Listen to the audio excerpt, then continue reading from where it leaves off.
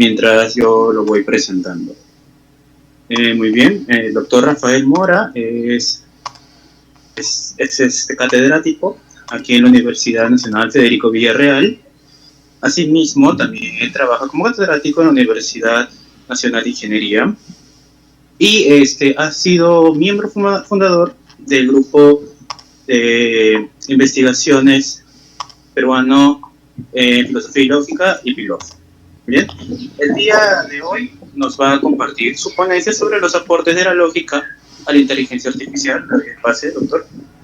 Muy bien, gracias por su gentil asistencia y también manifestar lo importante que es esto, que se ha vuelto esto desde un pequeño material audiovisual que voy a compartir, que yo lo usaba en las academias cuando enseñaba en nivel pre, digamos hace como será 5 años.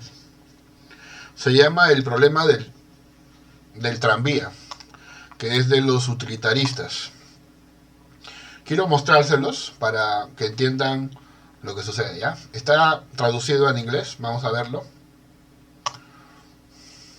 Me avisan si se ve bien. Voy a apagar mi cámara para mejor fluido.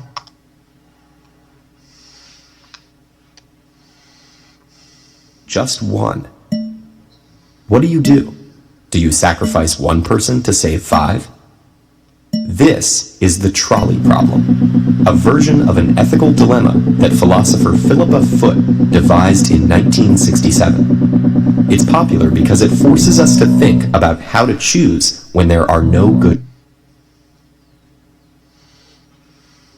Creo que se cerró el programa. Vamos a ver si lo podemos reabrir. De repente con este se funciona bien.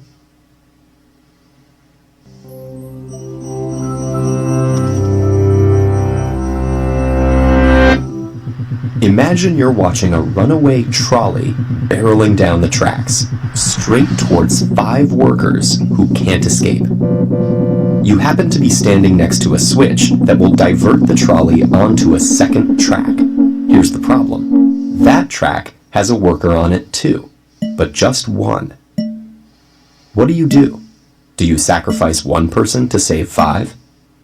This is the trolley problem, a version of an ethical dilemma that philosopher Philippa Foot devised in 1967. It's popular because it forces us to think about how to choose when there are no good choices. Do we pick the action with the best outcome, or stick to a moral code that prohibits causing someone's death? In one survey, about 90% of respondents said that it's okay to flip the switch, letting one worker die to save 5. And other studies, including a virtual reality simulation of the dilemma, have found similar results. These judgments are consistent with the philosophical principle of utilitarianism, which argues that the morally correct decision is the one that maximizes well-being for the greatest number of people.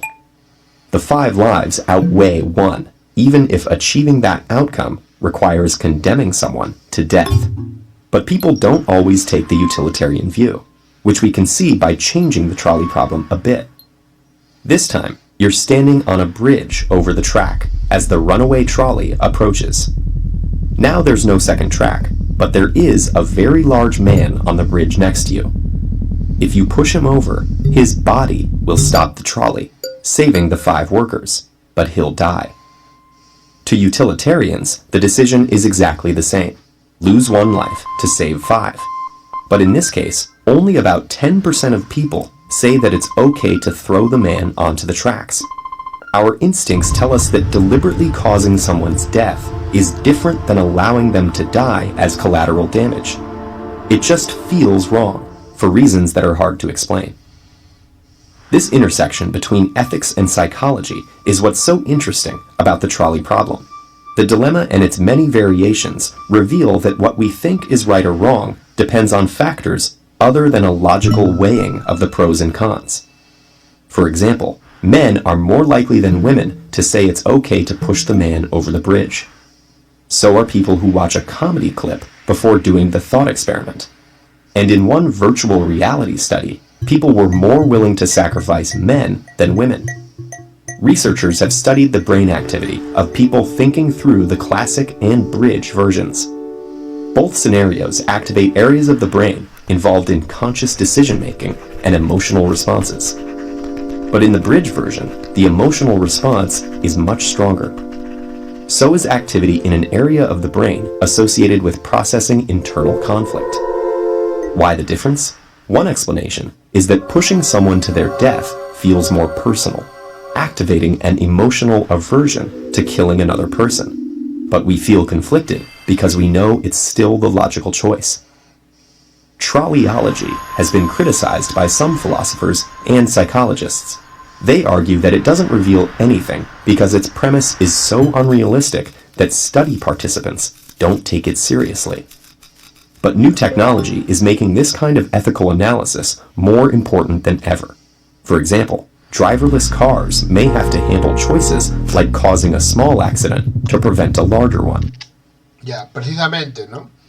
Esta última parte que yo compartía con mis estudiantes hace unos 5 años en aulas de preuniversitarias, era una cosa pues más o menos lejana, ¿no?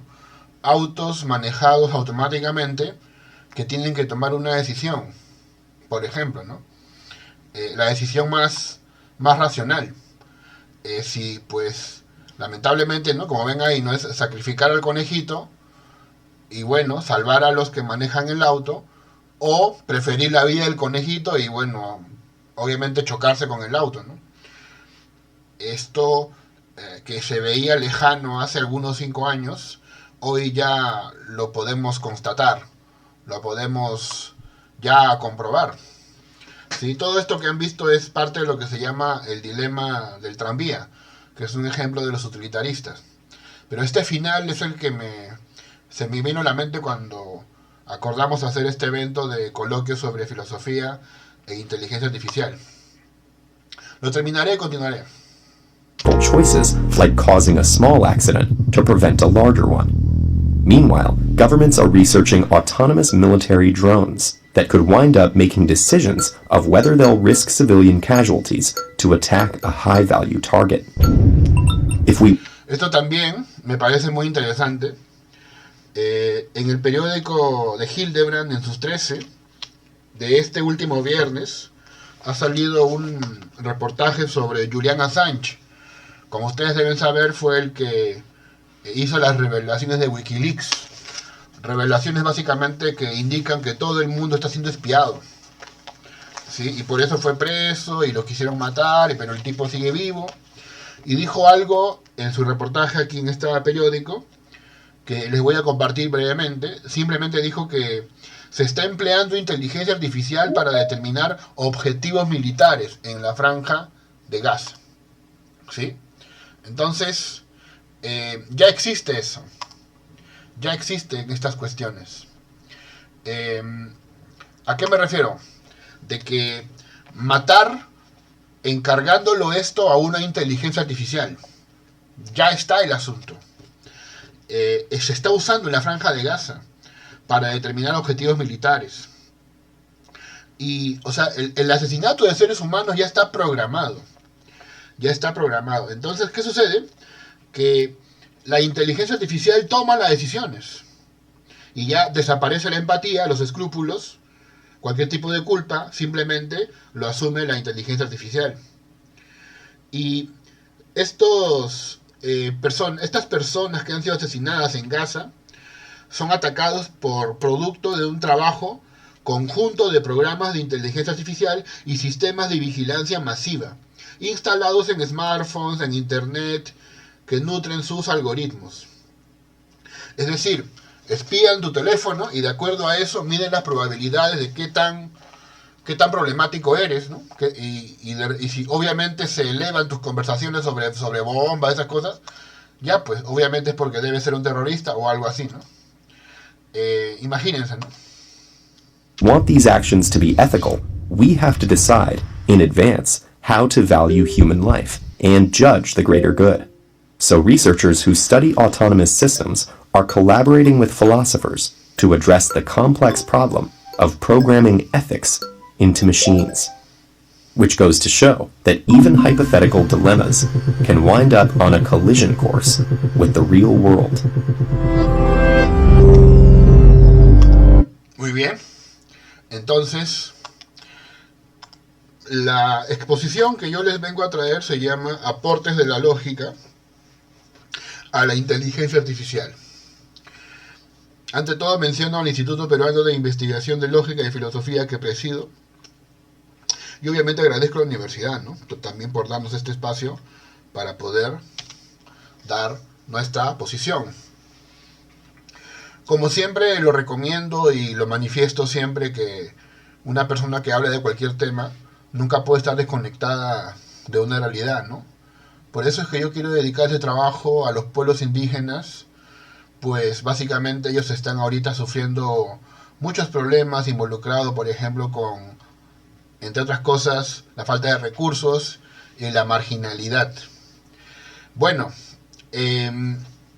esto básicamente como la parte componente humana que a todos nos caracteriza, y que bueno, a veces a algunos se le pasa, se le olvida, quizás por el tiempo, ¿verdad?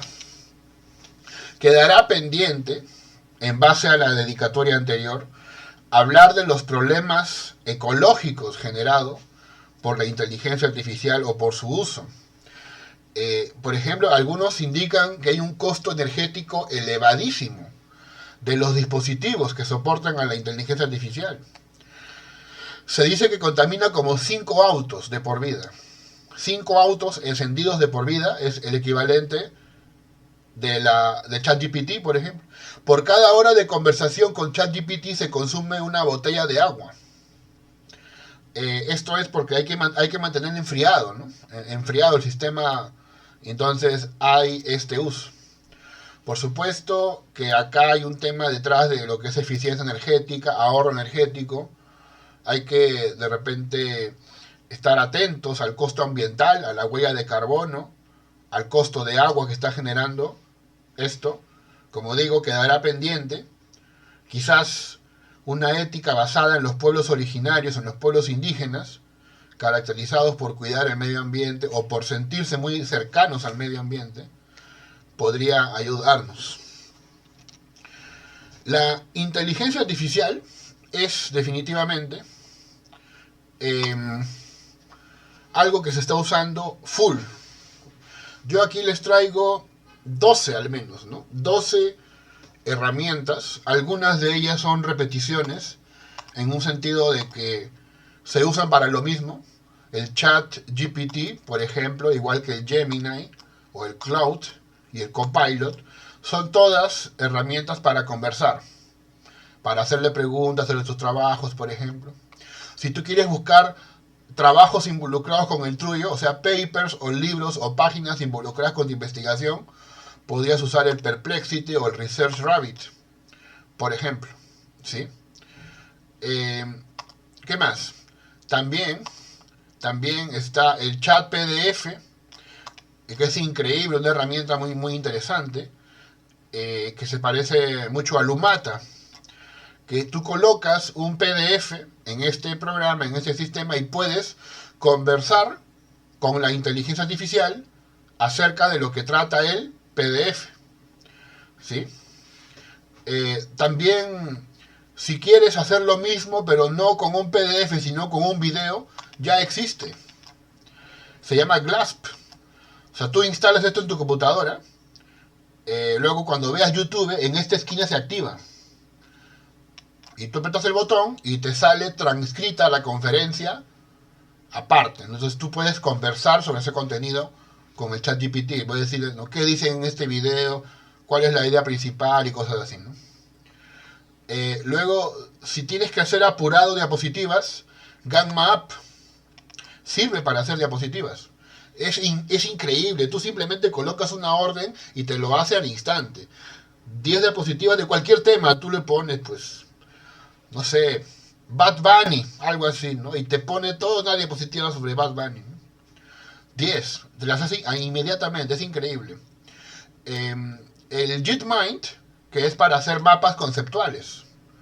Yo tengo un curso ahí de química que me dejaron hacer mapa conceptual, Y bueno, lo usé y me ayudó bastante, no fue exactamente lo que me esperaba, pero me ayudó, me dio orden, me dio orden. Que es lo que también se recomienda, ¿no? Uno usa esto, pero no hay que simplemente hacer el planchazo, ¿no? Porque, o sea, si haces el planchazo realmente no aprendes nada, ¿no? Y aparte de ese riesgo está en que difundas información falsa, que es las fake news. Así que siempre que se use esto hay que contrastarlo con libros, por ejemplo, ¿no? Que es lo más cercano que tenemos a la verdad.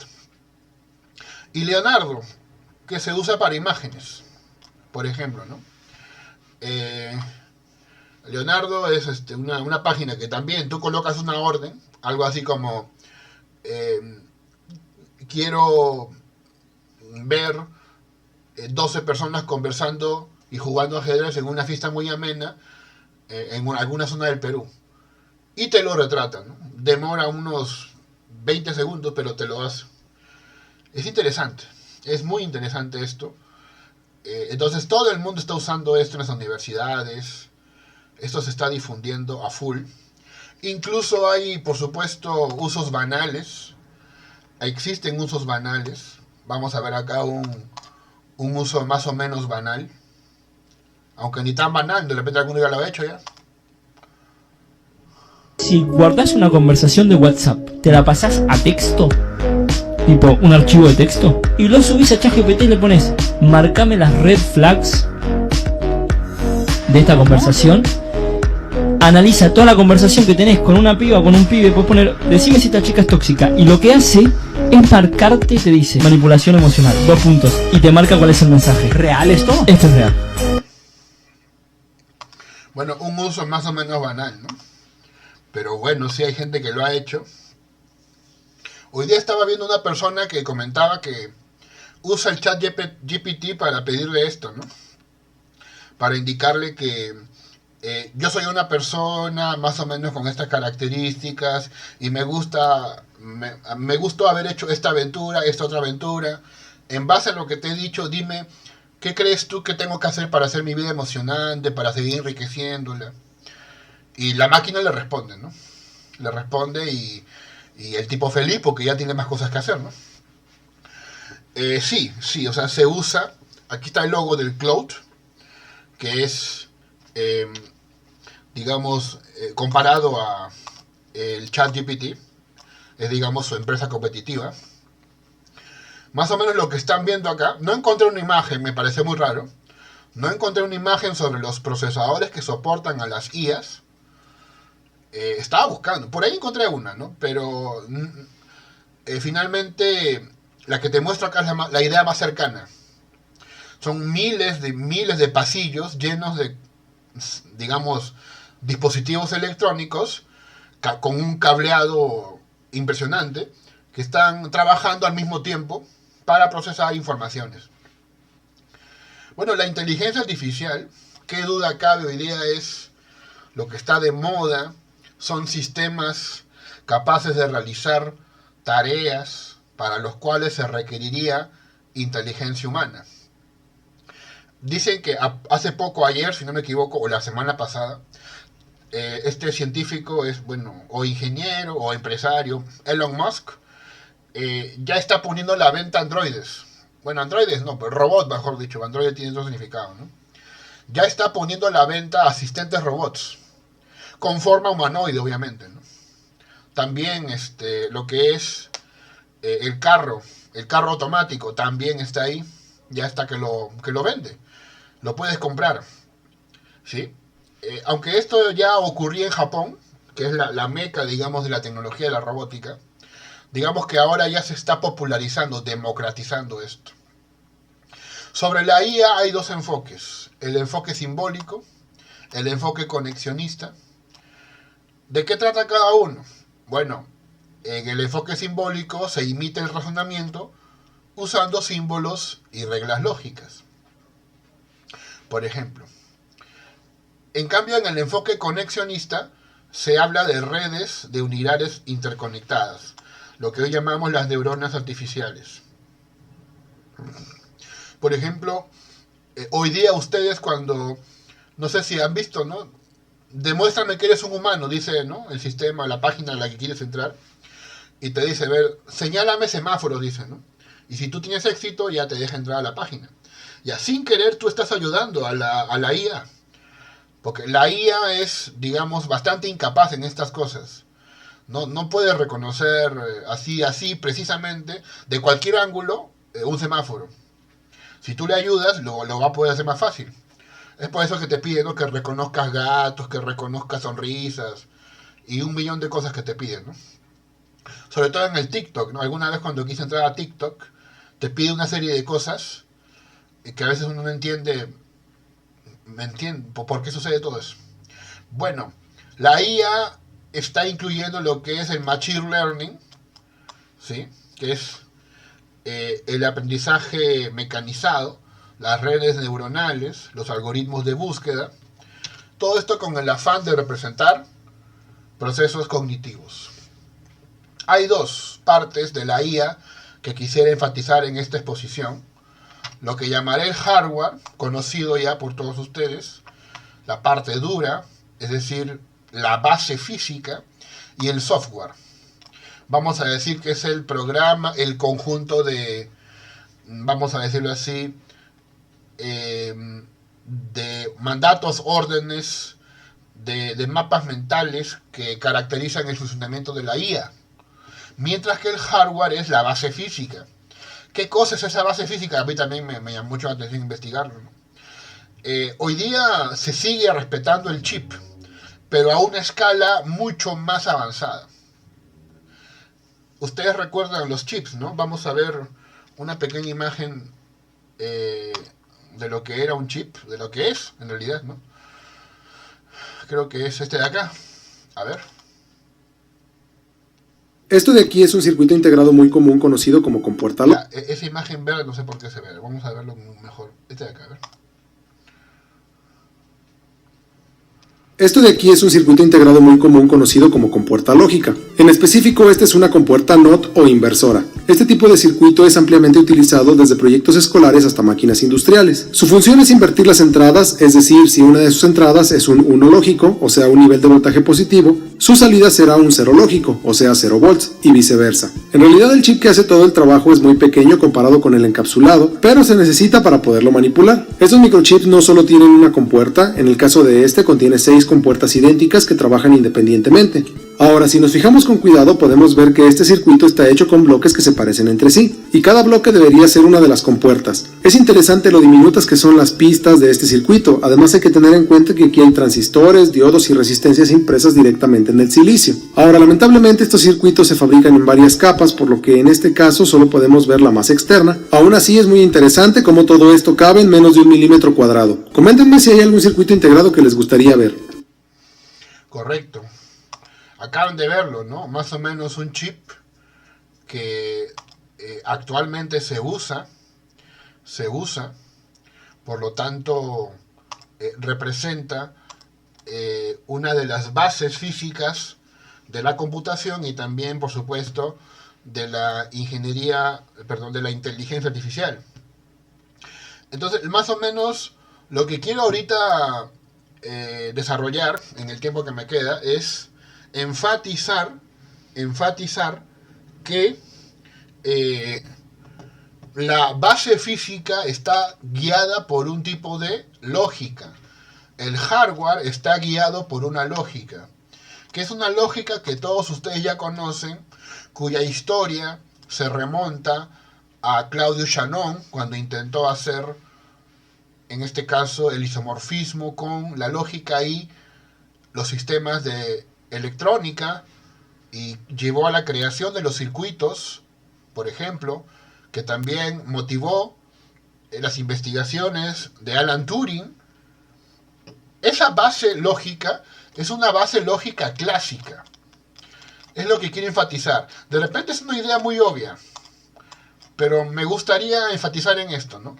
El hardware viene determinado por una base física cuya lógica en su construcción es o obedece a patrones clásicos, ¿sí? Y vamos a mostrarlo ahorita detalladamente, no sin olvidar que este hardware obviamente ha evolucionado para el tema de las redes neuronales. Se usa, en este caso, procesadores de texto, procesadores de imágenes, de alta gama, sensores, cuando hablamos de vehículos autónomos, por ejemplo, robots que ya pues cargan objetos, por ejemplo, tienen brazos mecánicos. Bien. Estas ideas no son propiamente mías, no es que a mí se me ocurre porque simplemente sí. Está en el libro de Piscoya, ¿ya? Quien lo quiera, pues, digamos, profundizar, el capítulo se llama así, ¿no? Bases lógicas de la IA, del año 2007, ¿eh? Piscoya, como siempre, un pionero, anticipándose a todo esto. En ningún otro libro veo que le llamen IA. No sé si por falta de creatividad o porque Piscoya sí vio que era IA, pues esto es IA, decía, ¿no?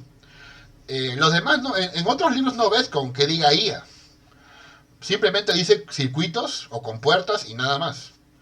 Lo cual obviamente me llamó mucho la atención, lo aprovecho y lo difundo. Siempre es bueno difundir los buenos libros. Entonces, también en otro texto acá del profesor Piscoya, hoy día ya retirado, pero aún los recordamos sus estudiantes, sus alumnos, escribió acá, mira, inteligencia artificial, y habló el tema de la lógica y la inteligencia artificial. Por supuesto que discutiendo temas como, por ejemplo, la máquina de Turing. La máquina de Turing, que también es de difícil explicación, el profesor Piscoya le da ahí su argumento, pero no se sale del mundo clásico. El abordaje que le da Piscoya a la IA es clásico. Es clásico. Incluso cuando lo compara con el derecho. ¿Sí? Pero consideramos de que aún así son trabajos pues muy relevantes y merecen ser leídos. Esta es la base física de que les comento. Esta es la base física. Le voy a decir la sinceridad, ¿no? La imagen real es esta, la de la izquierda.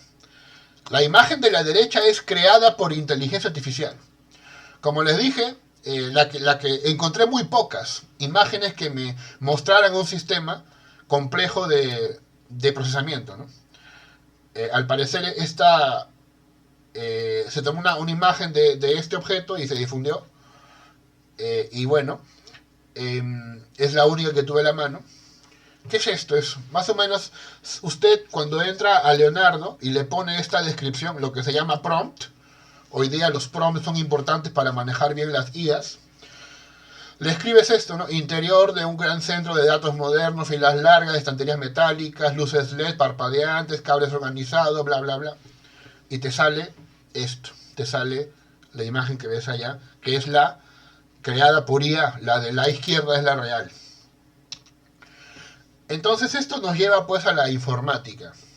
A la informática, en sus inicios, se trataba de temas de circuitos, tiene que ver con un isomorfismo entre la lógica y la electrónica.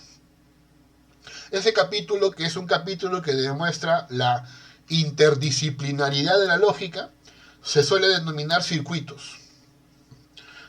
Y se toca más que todo para los alumnos de ingeniería, sobre todo ingeniería de sistemas.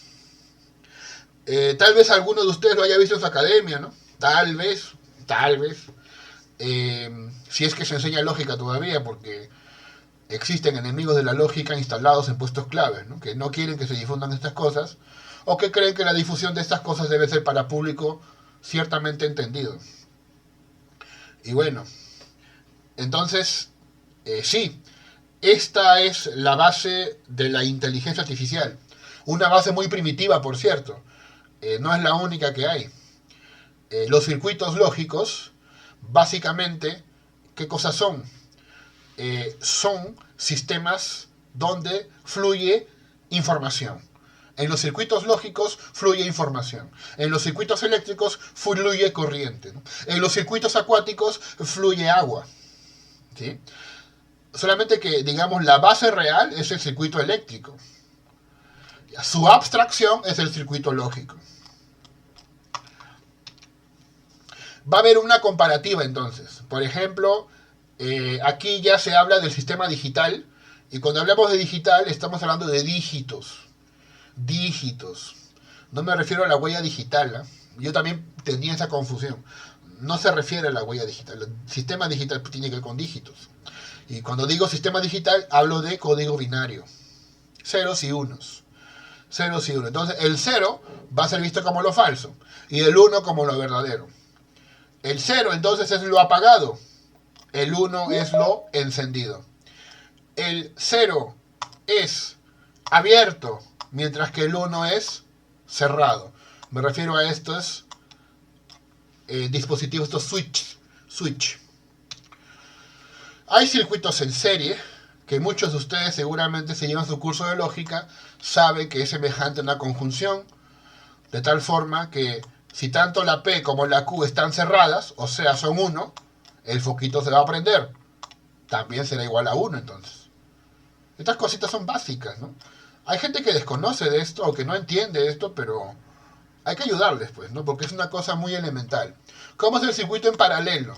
En paralelo es cuando la corriente viaja por A o por B, ¿no? En este caso por P o por Q. ¿En qué casos nunca prenderá el foquito? En el último, ¿no? Cuando P está abierto, Q está abierto, el foquito no se prende. Es el único caso. Porque basta que uno se cierre para que todo esto funcione. Y por supuesto la negación, representar la negación en esta parte de la lógica es bastante complicada. Algunos simplemente le ponen una comita, otros manuales ponen la negación per se, y bueno, ahí es donde se hace el trabajo. En esta parte de la lógica,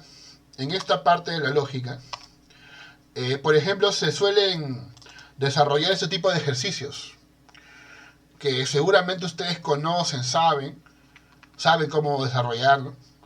Les suena familiar de repente, hay la fórmula para el siguiente circuito, ¿no? Si el siguiente circuito A está cerrado y B está abierto, entonces bla bla bla bla bla bla, ¿ya? Es un capítulo de la lógica esto, y se llama circuitos lógicos. Bueno, continuando, esto luego va a dar lugar a los circuitos lógicos a compuertas, o simplemente compuertas lógicas, que tiene que ver con el chip que les mostré hace un rato, ¿ya? Tengo otro material ahí, para que lo puedan ver con más calma, que son, en realidad, esto que yo también había visto solo en imágenes. Para la exposición tuve que estudiar más y llegué a verlos físicamente. Por eso les comparto la emoción de verlos físicamente, estas cosas, ¿no? Al menos las tres primeras. A ver.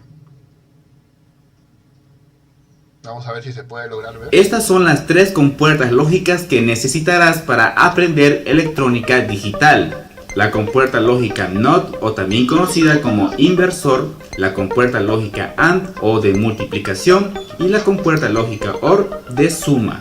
Los más comerciales son los TTL y los CMOS, donde los TTL llevan normalmente las letras L y funcionan con 5 voltios. En cambio, los CMOS o CMOS pueden llevar la letra H o el número 4 en su nomenclatura. Cada una de estas compuertas lógicas lleva su propia tabla de verdad, que es la que indicaría cómo funciona cada compuerta. Al ser digital, los ceros y unos se los representa como positivo y negativo, y se nos indica cómo inyectarlos en la entrada y qué resultado obtendríamos. Vamos a empezar por la compuerta lógica llamada NOT, que también es conocida como inversora, y es entendible porque invierte todo lo que recibe. Este circuito integrado lleva como 6 inversores en su interior, así que vamos a escoger una y la alimentamos a 5 voltios en los pines 14 y número 7. Y ahora sí lo alimentamos con 5 voltios. Escogemos la segunda compuerta NOT y en la salida colocamos un diodo LED para saber el proceso de la inversión de esta compuerta lógica. Notarán que el diodo LED se va a encender, y esto es debido a que las entradas de las compuertas lógicas del NOT, por ejemplo, son de muy alta impedancia, es decir, que son muy sensibles a la estática y por lo tanto las entradas no sabrán si es un 1 o un 0 que está ingresando en su entrada con puerta lógica. Para corregir este problema, según su tabla de verdad, debemos introducir señal positiva para poder colocar en 0 o negativo la salida de esa compuerta lógica NOT y así poder apagar el diodo LED. Entonces tomamos una resistencia, puede ser entre 1 y 10K, y lo conectamos justamente en la entrada de esa compuerta lógica a positivo para que pueda apagar la salida y también apagar al diodo LED. Y es así como logró el proceso de invertir la señal y poder apagar el diodo LED. Ahora, para encenderlo solo debo aplicar señal negativa en la entrada de la compuerta lógica NOT, y esto lo voy a hacer con un pulsador y así poder apreciar el proceso de inversión del dato digital NOT. Para la compuerta lógica AND, o también conocida como la compuerta lógica de multiplicación, Ya, muy bien. El video es más extenso, pero claro, esta no es una clase de ingeniería de sistemas, ¿no? Pero sí, es interesante ver, ¿no? Creo que mucho del público de acá, que es público de humanidades, ¿no es cierto?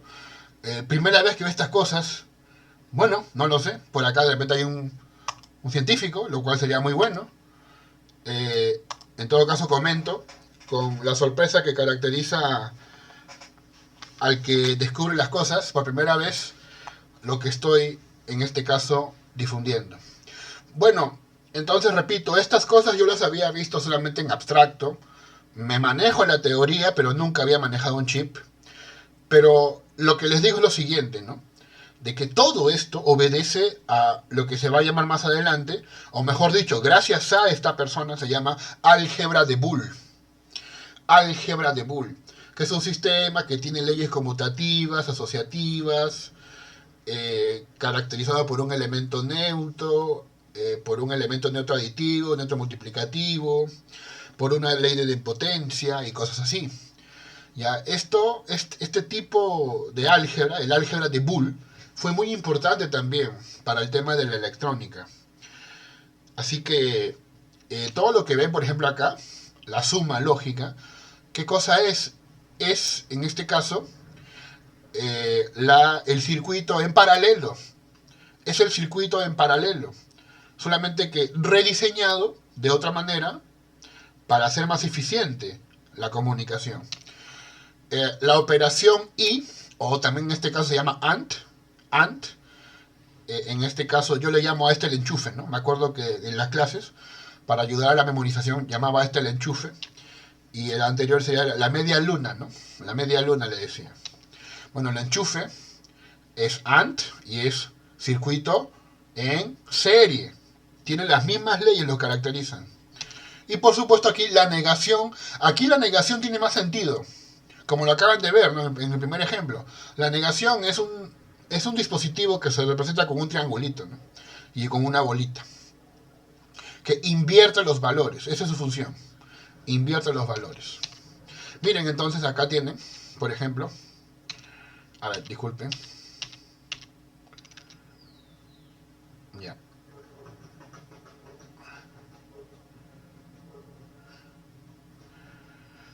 Mejor lo muestro así sin el efecto. Ahí está. Ahí está. Estos, ¿no? Que acaban de verlo ustedes. Que acaban de verlo.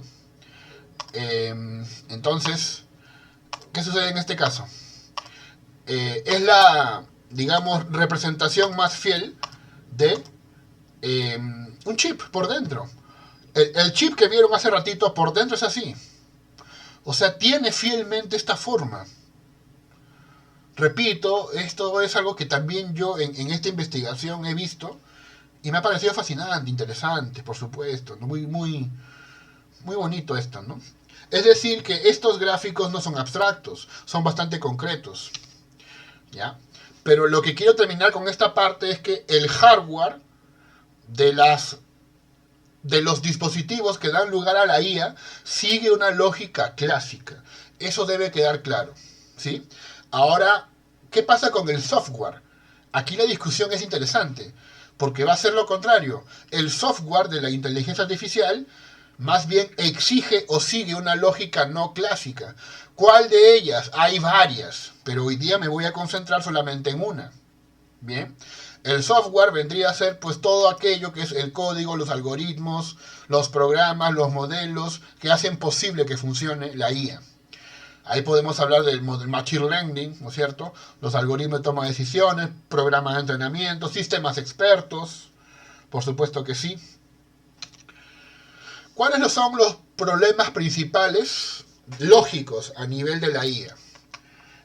Problemas lógicos. Un primer problema lógico tiene que ver con la relevancia. Tomar en cuenta qué información es relevante o no. En el caso que vimos del videíto de si es más relevante la vida del ser humano en el carro que la vida del conejito, ¿no?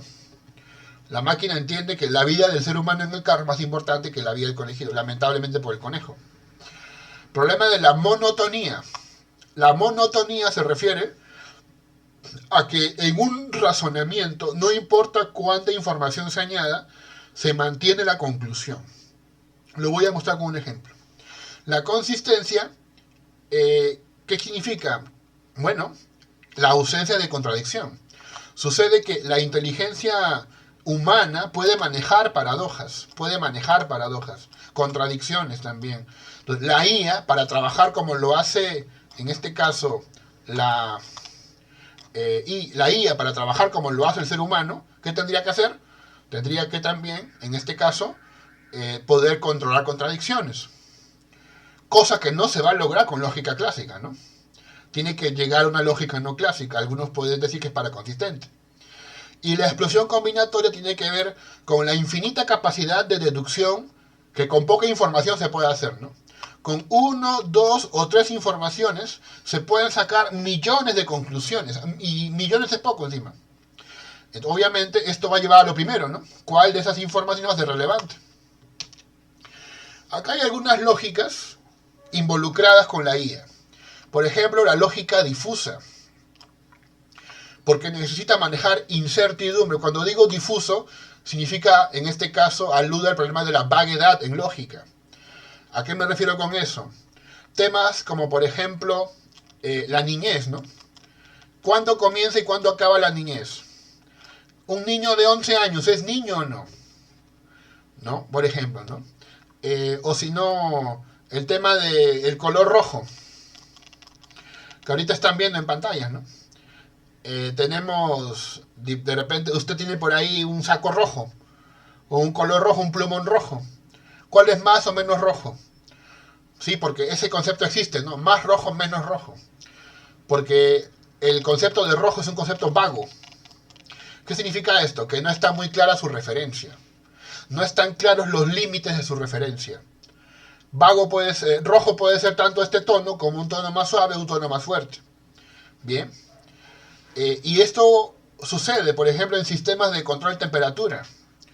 Claro, para controlar temperatura, por ejemplo, hay que mostrar las posibilidades, ¿no? Caliente, muy caliente, fresco, muy frío. Esto es mucho más complejo que solamente decir frío o caliente, ¿no? Acá ya hay variedad. Y eso es aplicación de la lógica difusa. En la lógica modal se hablan de mundos posibles. Se hablan de posibilidades, se hablan de necesidades. Hay que considerar muchos escenarios. La lógica modal nos permite pensar esos escenarios. En el tema de los vehículos, por supuesto. Las posibilidades de cómo se comportan otros vehículos en la carretera. ¿Sí? Ayer vi un video, no lo descargué ya, me pareció pero interesante, donde un carro automático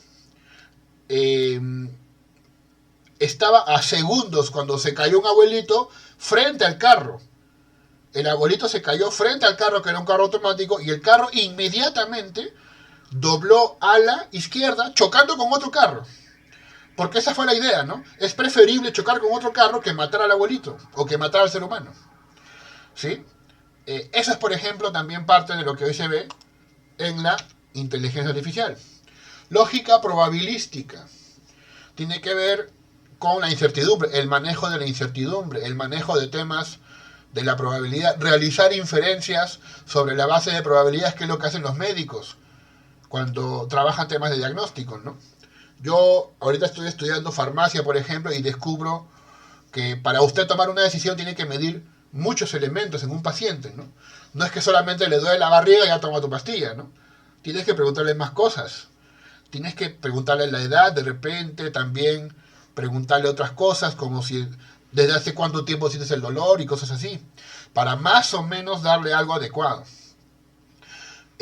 Claro, entonces si un paciente tiene fiebre y tos, bajo un cálculo de probabilidad, se puede deducir porque tendrá una gripe o una infección pulmonar. Eso hay que verlo en base a datos de probabilidad.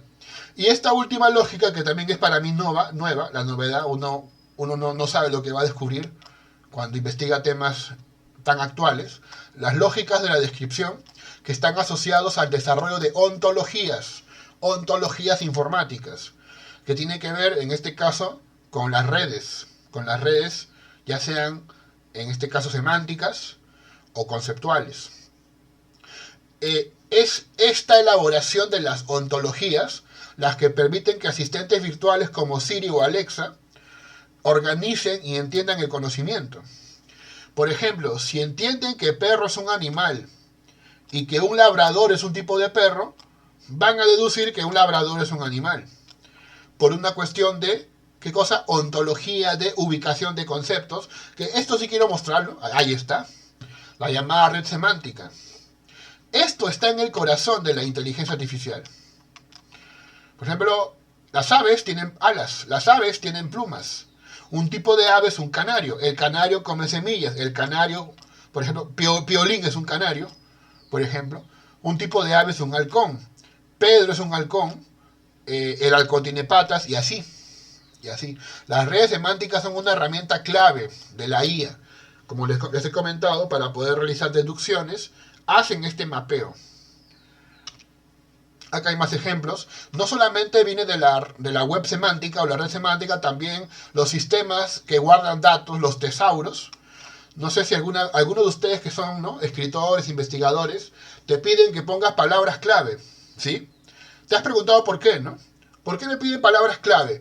Porque es una forma de clasificar y ordenar tu trabajo, tu investigación, tu paper. O sea, en base a esas palabras clave y en base a jerarquías, por ejemplo, el trabajo de usted se ubica, por ejemplo, acá, ¿no? En este rango, digamos. En este orden, donde la computación es superior a la programación, que es superior al lenguaje de programación. Entonces, yo hago un trabajo sobre, digamos, el software, y ya, listo, entro acá. Tu paper se ubica acá, en este rango. Eso es lo que se llama tesauro, que es un vocabulario ordenado o organizado para, en este caso, tener, digamos, registrado y bien determinado el lugar que tiene un paper en una investigación. Entonces, lo que voy a continuar diciendo ya para ir cerrando, disculpe más bien al moderador, cuando quiera él me pone límite, yo estoy atento. Sigamos entonces. Carnota, en este texto, Lógica e Inteligencia Artificial 2005, de aquí lo estoy sacando, aquí él habla de esto, ¿no? De la lógica no monótona, o de las inferencias no monótonas, que es una lógica que tampoco he visto muy seguido en realidad, ¿no?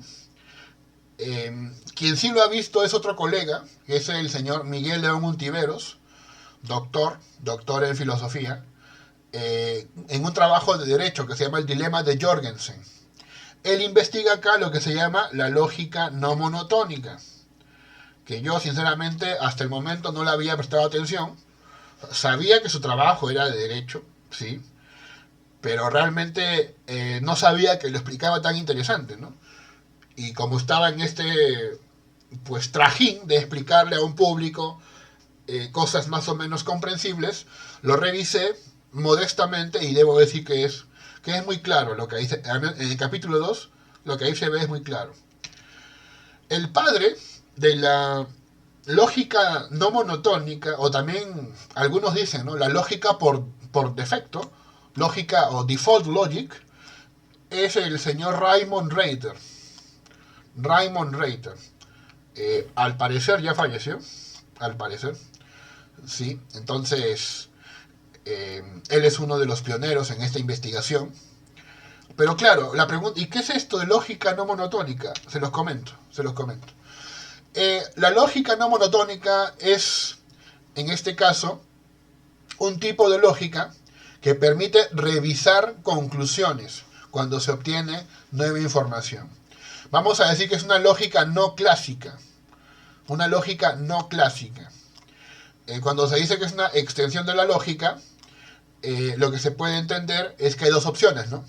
Que sea una lógica alternativa o que sea una lógica, como su nombre lo dice, complementaria o suplementaria. Esa evaluación es posterior, pero entiendo que es una lógica no clásica. Ya sea alternativa o complementaria, es una lógica no clásica.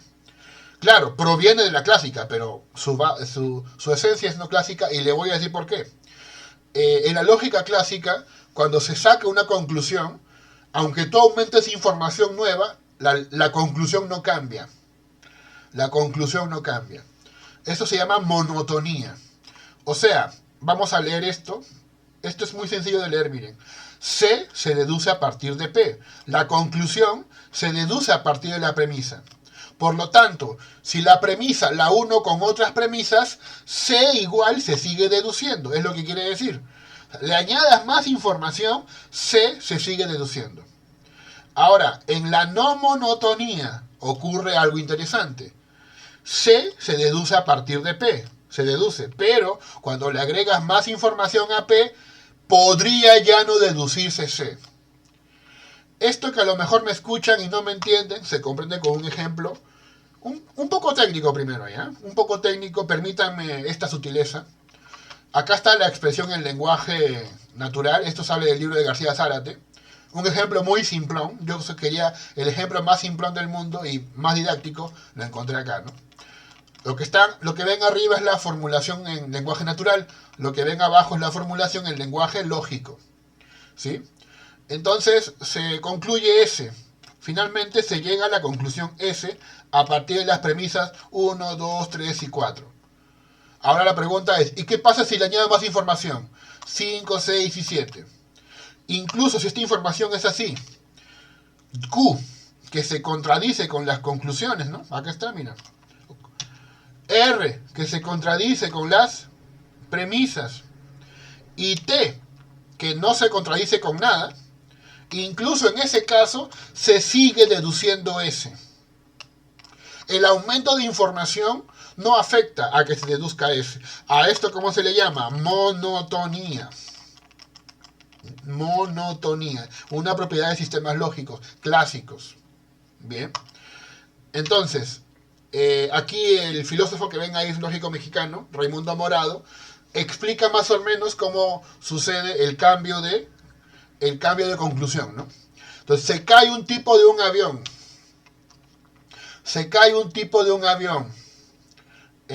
Entonces, ¿qué sucede? Vamos a ver. Primero, una persona volaba en un avión. ¿Y qué pasa? Hubo problemas con los motores. Afortunadamente, no todos saltaron, pero desafortunadamente él sí tuvo que saltar. Afortunadamente tenía un paracaídas, ¿no? Se va a salvar, ¿verdad? Desafortunadamente el paracaídas no abrió. Uy, se va a morir. Afortunadamente no estaba muy por encima del suelo. Uy, va a vivir. Pero desafortunadamente lo suficiente arriba para matarse. Se va a morir entonces. Afortunadamente abajo había un lago. Se va a salvar entonces. Desafortunadamente no cayó en el lago. Uy, se va a ahogar. Pero afortunadamente había un gran montón de paja. Entonces va a caer ahí. Desafortunadamente había un tridente en el montón de paja. Entonces si cae en el tridente se va a morir, pues. Afortunadamente no cayó en el tridente. Entonces se va a salvar. Desafortunadamente tampoco cayó en el montón de paja. Entonces ves acá que con cada información que se añade, se varía la información. Ya, esa es lógica no monotónica. Te voy a poner ejemplos de la tesis de Miguel León Ontiveros para que lo entiendas, ¿no? Ejemplo 1. Si Juan mata, entonces Juan debe ir a la cárcel. Juan mató a Pedro, por lo tanto, Juan debe ir a la cárcel. Eso se deduce, se mantiene. 2. Si Juan mata, debe ir a la cárcel. Juan mató a Pedro. Juan lo hizo por celos. Ya, pues, igual va preso, ¿no?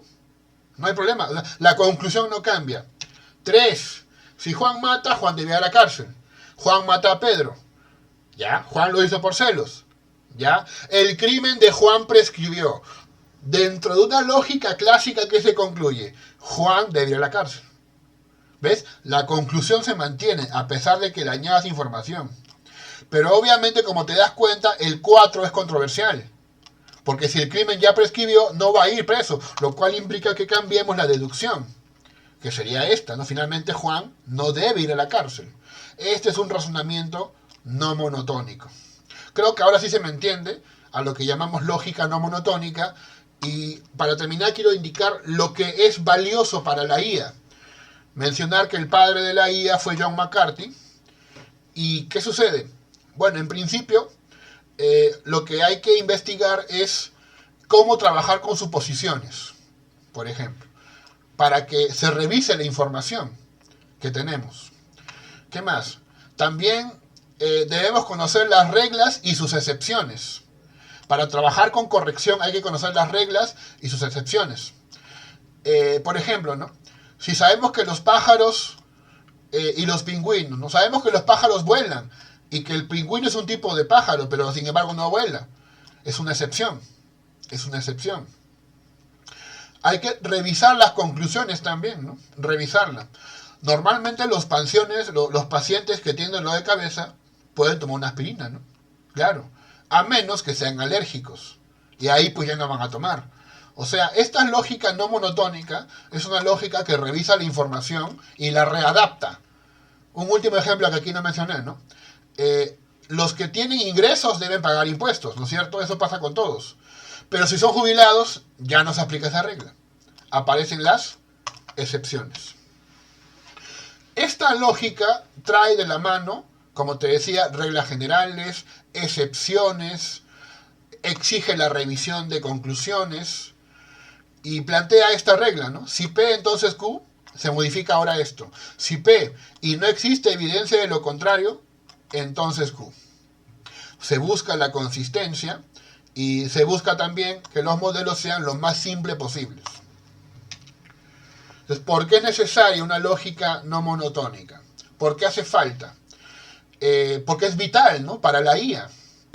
Porque la IA se basa también en el razonamiento de sentido común. Cuando tú puedes conversar con la IA sobre cualquier cosa, sobre tu enamorada, sobre la cocina, mucho la IA supone la base del razonamiento de sentido común. Por eso también, ¿no? Se hace necesario en sistemas expertos o en la planificación. Por ejemplo, ¿no? En el tema de la medicina, si en temporada de intenso frío A tiene fiebre, normalmente tiene gripe. Sin embargo, además tiene erupciones. Ya no podemos decir que tiene gripe, ¿no? Claro, hay que revisar esa conclusión. Y lo que podemos decir es que es muy probable que tenga varicela, más bien. Bien, entonces se revisa la información.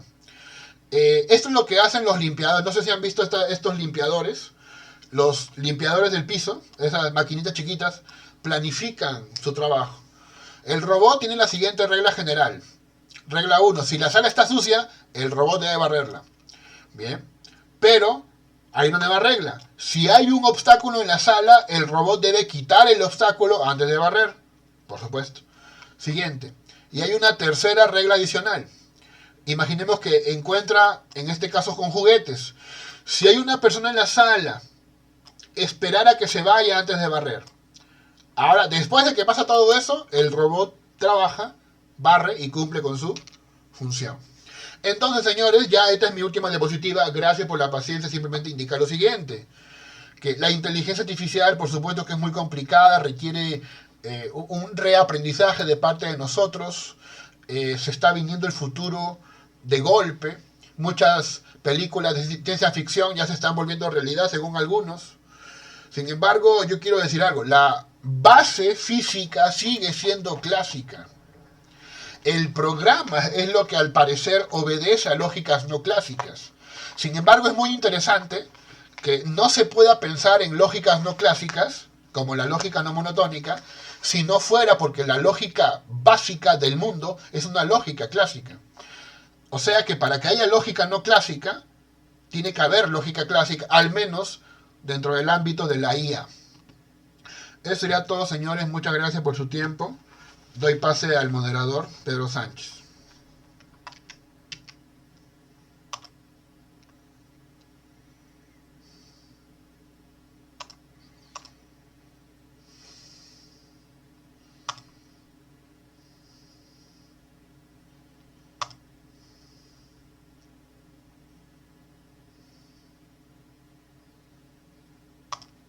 Si es que, bueno, había alguna pregunta, de repente si el moderador debe estar un poco ocupado, alguna pregunta tal vez. No, A ver, ya, digo, te dejo con eso la palabra. este, sí, muchas gracias, doctor, por su ponencia, muy profunda de temática y también interdisciplinaria. De verdad, no consideraba ver la lógica desde este punto en ingeniería. Con ello, mientras las personas se preparan para hacer preguntas, quería yo dar un pequeño comentario, ¿no? Bueno, hacer una pequeña pregunta, hacer como un ejercicio mental, ¿no? ¿Cómo se podría hacer bajo, ya no el paradigma, porque cuando estuvimos al principio de la ponencia, hablando sobre los transitores, sobre la energía, todo era bajo paradigmas de lógica clásica, ¿no? ¿Cómo sería, haciendo como un ejercicio mental, si es posible, la construcción de un aparato incluyendo las lógicas no clásicas, ¿no? La paraconsistente, entre otras, ¿no? Si es posible dar esa respuesta, en lo que esperamos a ver si alguien más se anima a preguntar. Claro. Es una pregunta, por supuesto, muy interesante. Miren, ¿qué que sucede? Tiene que ver con el tema de lo que llamaremos una lógica básica, un marco teórico básico. Esta misma pregunta surge en el ámbito de la lógica cuántica. No sé si ustedes saben, pero en los años 70, 60 hubo una investigación de lógica cuántica que, bueno, se consolidó. Hoy día ustedes conocen el tema de computación cuántica, que está todavía en desarrollo, y implica una velocidad mucho más increíble de la que ya tenemos, ¿sí? De procesadores. Bueno, la pregunta fue esta, ¿no? ¿Cuál es la lógica del mundo? ¿Cuál es la lógica? ¿Por qué? Porque la lógica cuántica tiene una curiosa característica que alude al mundo cuántico. Y el mundo cuántico se supone que es el mundo más fundamental que conocemos. ¿Ya? O sea, nada hay más allá de electrones, quarks, ¿no? Y todas esas partículas, ¿no? Neutrones, todo aquello. No hay nada más elemental que eso. No hay otro marco. El marco que tenemos, bueno, ciertamente la ciencia no es dogmática, pero es el marco más aceptado. Hay otras teorías, ¿no?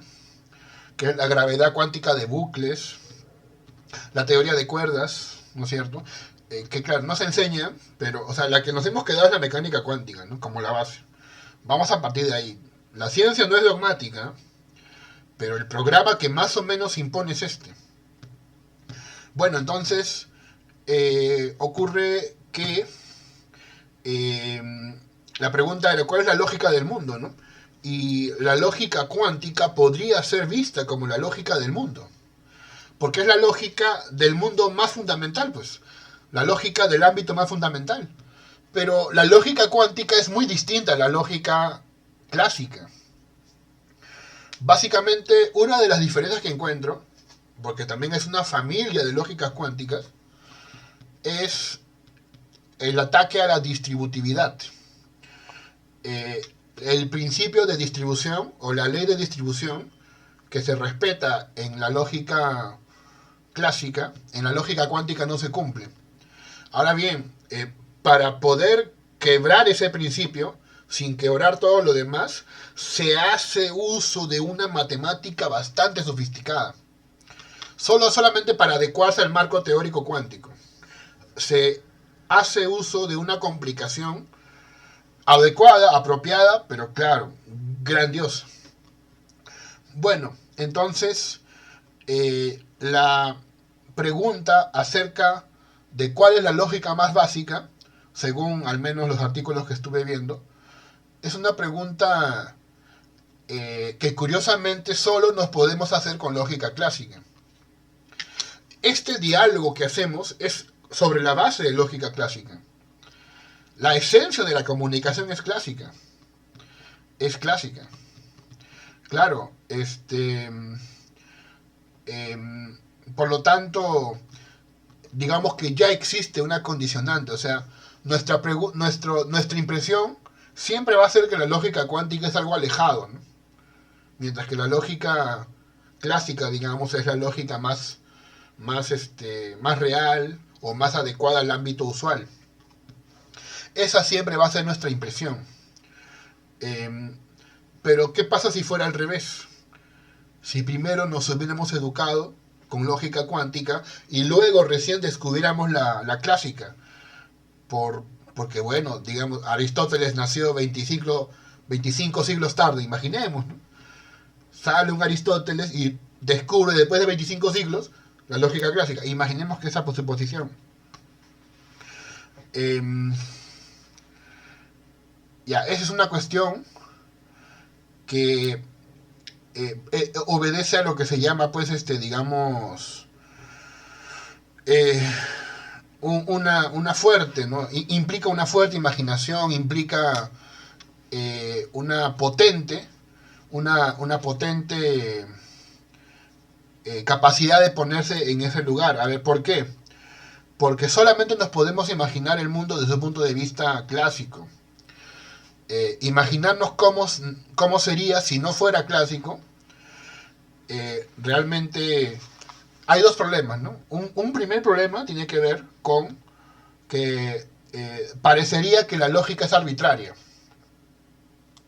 O sea, que parecería que la lógica en realidad no es sino más que cambiable. O sea, podemos, así como cambiamos de dial en la radio, también variar esa lógica y cambiarla y adaptarla a cualquier cosa. Lo cual es una engañosa apariencia, ¿no? No parece que fuera así. No parece que fuera así. Entonces, la lógica, entenderlo como algo arbitrario, con todo lo que se ha logrado con ella, me parece que no. Entonces, quizás, y a esto hay que ya dejarlo en manos de evidencia, si hubieran habitantes de otros planetas que trabajasen con otras bases matemáticas, quizás, y digo con mucha cautela, sí, ¿no? O sea, ese encuentro entre dos mundos, con una tecnología pues que supone otras bases, podría tener de la mano otra lógica que no sea la clásica. Sí, pero siempre me parecerá que será más complicada, ¿no?, que la que manejamos. Y hay un principio cognitivo que dice que el cerebro, al menos el humano, siempre busca trabajar lo más simple posible, ¿no?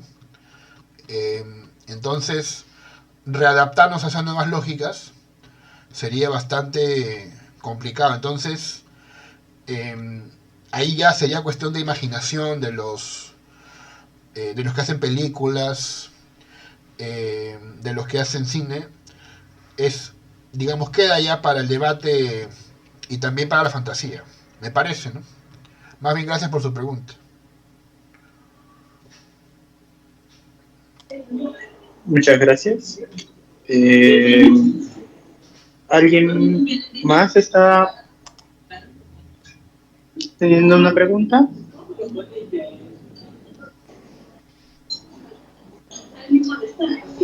Puede levantar las manos o también puede decirlo por medio de los comentarios.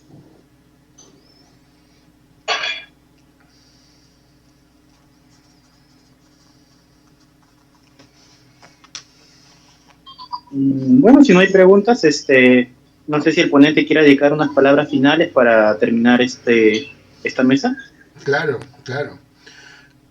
Más bien agradecer el tiempo de todos los presentes, la presencia de algunos, el aguante que tienen. Digamos, hay algunas personas a las cuales les pasé el link y seguramente están acá. Agradezco esa presencia. También veo por acá estudiantes, colegas tal vez también. Agradezco ese gesto. Y bueno, creo que habíamos quedado en que, bueno, si ya despedimos la mesa, también despedimos el evento, o eso se encarga usted, señor Sánchez. Yo voy a dar unas palabras también. Listo, entonces yo agradezco y le dejo con el uso de la palabra al señor Sánchez. Muy bien, muchas gracias, doctor. Recordarles a todos que esta es la primera fecha del evento Filosofía e Inteligencia Artificial. que el día de mañana a las 11 de la mañana también empezaremos como una nueva mesa, nuevas problemáticas.